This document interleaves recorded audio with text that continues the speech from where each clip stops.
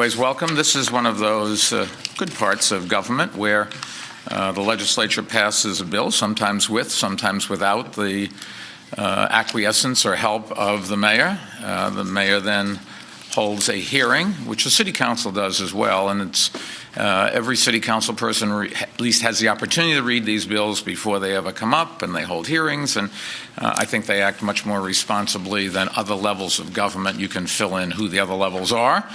And then the mayor holds hearings, which some people think are pro forma, but I have been a few times that I've actually been swayed by the arguments here. I don't think my staff was thrilled about that. In one of the cases, we actually asked them to pass a bill, which then I realized was not, I thought, in the best interest of the city. When the mayor vetoes a bill, invariably, or almost invariably, it is overridden by the city council, but at least the mayor. I don't let bills lapse into law without signing them, which is a gimmick, so you don't have to take a position. I've always thought the mayor should be on record, and we always have been. Anyways, I did not plan, unless you convince me, to veto or not sign any of the bills today. There are 7 in 2 groups. The first 2 of 7 before us today update the city's guidelines for honoring detainers issued by the Federal Agency of Immigration and Customs Enforcement, commonly referred to as the ICE, and these changes are made necessary by the introduction of the Federal Secure Communications Program. And we have with us today our Commissioner for the Department of Corrections, Dora Schwero. And she will have something to say afterwards? Yes, sir. She certainly will. Introductory number 982A applies to detainers issued to the New York City Police Department and is sponsored by Speaker Quinn and council members Mark Viverito, Drum, Brewer, Chin, Comrie, Eugenie, Ferraris, Jackson, James, Lander, Mendez, Palma, Rea, Williams, Wills, Lappin, Rodriguez, Arroyo, Gonzalez, Levin, Barron, Gennaro, King, and Mealy. Introductory number 989A applies to detainers issued to the Department of Correction and is sponsored by Speaker Quinn and council members Mark Viverito, Drum, Chin, Comrie, Eugenie, Ferraris, Jackson, James, Capel, Lander, Mendez, Palma, Rea, Van, Williams, Wills, Lappin, Rodriguez, Arroyo, Levin, Barron, Brewer, Gennaro, King, and Mealy. Close to 40% of New Yorkers were born outside this country, and immigrants help drive the city's economy and culture and its civic vitality. As you know, the city values the contributions of immigrants, and these bills are part of the administration's continual efforts to balance protecting public safety and national security, with ensuring that New York is the most immigrant-friendly city in the world. Both these bills, like the existing law, recognize the importance of our longstanding relationships with other jurisdictions, including federal law enforcement, in maintaining a safe city, and these bills rightfully continue to focus enforcement on those who have a recent or serious criminal history, have a history of immigration violations, or identified as suspected terrorists or known gang members, while making sure that those who present little risk to public safety or national security, such as those with no criminal history, are able to be released from custody and able to continue contributing to our city. These bills strike the right balance, and I'm glad we reached this agreement with the City Council on this important matter. And I would like to thank John Feinblatt, our city's my Chief Advisor for Policy and Strategic Planning, along with Corrections Commissioner Schwero and Police Commissioner Ray Kelly, along with the City's Office of Legislative Affairs or my Office of City Legislative Affairs, and also thank the City Council for improving this legislation. Dora, would you like to add anything? Mr. Mayor, I'm so delighted to work in administration that has such a steadfast commitment to such an important issue, and to serve with the City Council, who have provided great leadership as well. And to all of my dear colleagues, congratulations to you. Good. We have some people who wanted to speak. Tanya Gordillo, is that correct? Did I pronounce it right? And Nisha Agarwal. Go ahead and stand up.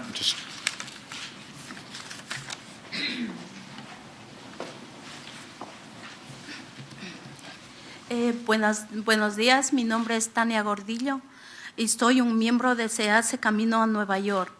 Estoy aquí el día de hoy para agradecer al alcalde Bloomberg por haber apoyado a esta ley. Hace un año estuvimos en este mismo edificio cuando el alcalde firmó la primera ley limitando la colaboración entre ICE y la ciudad. Desde ese entonces la ley ha parado ha parado más de 250 deportaciones, ha ahorrado dinero para la ciudad y ha ayudado a construir confianza entre la comunidad inmigrante y las autoridades locales. Ahora esta ley va a ser más de lo mismo y es otro paso hacia una ciudad justa y humana para todos. Y en mi comunidad y organizaciones llevamos mucho tiempo trabajando para mantener a las familias unidas. Ahora tenemos una oportunidad a nivel nacional para arreglar el sistema y estoy orgullosa de que Nueva York esté liderando la discusión porque estamos tomando acción para proteger a las familias inmigrantes. Gracias al alcalde Bloomberg y a la portavoz Christine Quinn y a la concejal Melissa Marx Viverito y al concejal Danny Drum por su liderazgo en este asunto. Y esperamos seguir trabajando juntos con ustedes para crear una ciudad más justa para todos. Gracias. Gracias, Maticias. Good. So just a brief translation. My name is Tanya Gordillo, and I'm a member of Make the Road New York. I'm here today in support of the legislation and to thank Mayor Bloomberg for supporting it as well. A little more than 1 year ago, we were in this same building when Mayor Bloomberg signed the first law limiting the collaboration between ICE and the city. And since then, the lay has stopped more than 250 deportations, saved the city money, and helped to build trust between the immigrant community and local authorities. Now, this lay will do more of the same, and it's another step forward to creating a more just and humane city for everyone. In my community and organization, we've been working for a long time to keep families together. Now we have an opportunity at the national level to fix the system, and I'm proud that New York is leading that discussion because we're taking action to protect immigrant families. Thank you to Mayor Bloomberg, Speaker Quinn, Councilmember Melissa Mark Viverito, Danny Drum for their leadership in this effort, and we look forward to working with you all together to building a more just city. Thank you. Hello, good morning. My name is Nisha Agarwal. I'm the Deputy Director at the Center for Popular Democracy, the national sister organization to Make the Road New York. I would like to thank Mayor Bloomberg for signing this important piece of legislation both now and last year, as well as for the courageous leadership of Councilmember Mark Viverito and the City Council Speaker Christine Quinn, who've been steadfast supporters of this issue. And of course, many thanks to the coalition members, Make the Road New York, the Cardozo Immigrant Justice Clinic, and the many others who've been fighting this fight for many, many years. This is a situation in which New York City is taking the lead nationally at a time when immigration is at the forefront in federal discussions. And we're proud to be part of a city where deportations will no longer tear apart families and tear apart communities. So thank you all for your leadership and hard work. Yeah, you're welcome. Anything else, anybody? If not, I'll sign the bill.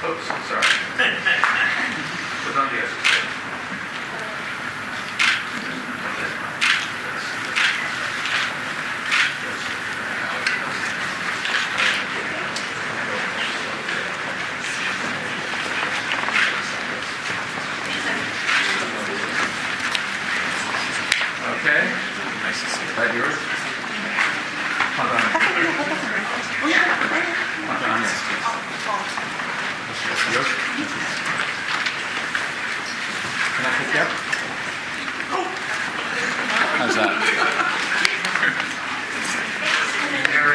Gee. Got it.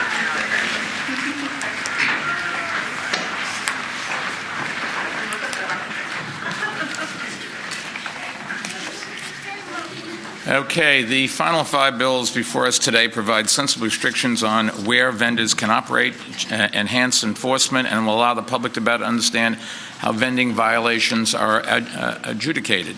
Introductory number 789A, sponsored by Council members Garodnick, Comrie, Ku, Capel, Koslowitz, Brewer, Rodriguez, Gennaro, Vaca, Chin, Arroyo, Barron, Nelson, Drum, Jackson, Lander, and Williams, prohibits vending on the sidewalks abutting a no-standing zone adjacent to a hospital. Introductory number 727A, sponsored by Council members Garodnick, Cabrera, Chin, Comrie, Ferraris, Foster, Gentili, Capel, Koslowitz, Palma, Vaca, Ku, Arroyo, Gonzalez, Barron, Nelson, Drum, Weprin, Gennaro, Jackson, Landers, Williams, and Halloran. Prohibits vending within 20 feet of an entranceway to any building and within 20 feet of an exit, including service exits to a residential building. Introductory number 684A, sponsored by Council members Brewer, Ferraris, James, Capel, Lander, Lappin, Mendez, Palma, Garodnick, Vaca, Chin, Arroyo, Barron, Koslowitz, Comrie, Nelson, Drum, Gennaro, Jackson, and Williams. Prohibits food vending within any taxi stand. And introductory number 817A, sponsored by Council members Garodnick, Chin, Gentili, James, Ku, Williams, Halloran, Vaca, Arroyo, Gonzalez, Barron, Capel, Koslowitz, Comrie, Nelson, Drum, Weprin, Gennaro, Jackson, and Landa, requires violations issued to food vendors to include the permit number of their vehicle or pushcart on the violation. Introductory number 16A, sponsored by Council members Mark Viverito, Brewer, Fiddler, Gentili, James, Palmer, Williams, Chin, Drum, Koslowitz, Arroyo, Levin, Barron, Capel, Comrie, Nelson, Dickens, Gennaro, Lander, Rea, and Jackson, requires annual reporting by the Department of Health and Mental Hygiene and Consumer Affairs on the number of food vending licenses and permits denied, suspended, and revoked, and the reason for denial, suspension, or revocation. Furthermore, the Environmental Control Panel will report quarterly on their adjudications. Together, these bills, we think, will help ensure that pedestrians have the ability to successfully navigate the city's streets and sidewalks, enhance our enforcement efforts, and help the public better understand how the city adjudicates vending violations. And I did want to thank the Department of Health and Mental Hygiene Commissioner Tom Farley, Consumer Affairs Commissioner Jonathan Mintz, and Environmental Control Board Deputy Commissioner and Executive Director Julio Rodriguez, along with my Office of City Legislative Affairs. I'd also like to thank the Council for improving this legislation. And we don't have anybody from the Council here to speak, but one person has signed up, Tom Cusick from the Fifth Avenue bid. Tom? Mr. Mayor, my name is Tom Cusick, President of the Fifth Avenue Business Improvement District. I'm here in particular to support 817, which adds the permit, the cart permit number to the summonses that are issued. In our neighborhood, some of the vendors there collect hundreds and hundreds of thousands of dollars in fines. They don't pay them. When that person can't go down and renew their license, the permit owner simply hires someone else, starts all over again. By putting the permit owner on the summons, we hope to assist in the enforcement and collection of a significant amount of money for the city. It's my understanding that sometimes the judge says, we'll prove this was the guy that was here yesterday, yes, but we're prohibited from fingerprinting, and so you can't prove it. So it's a typical government thing. We have strong laws, but don't you worry about it. We won't enforce them. They don't get it. They don't get collected, and the bottom line is, if you have the permit number on there, there was one person responsible for that permit. You don't have to go searching for anyone. All right, good. Thank you. We'll do that. Would anybody else like to add anything? If not, I will sign these 5 bills.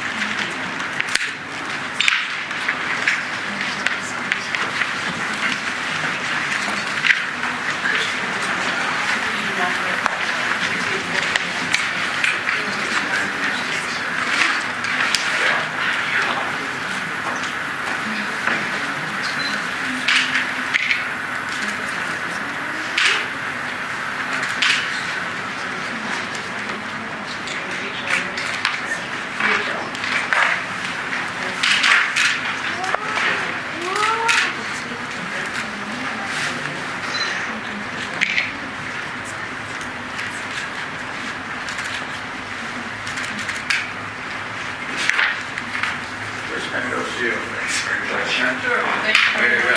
Thank you, everyone.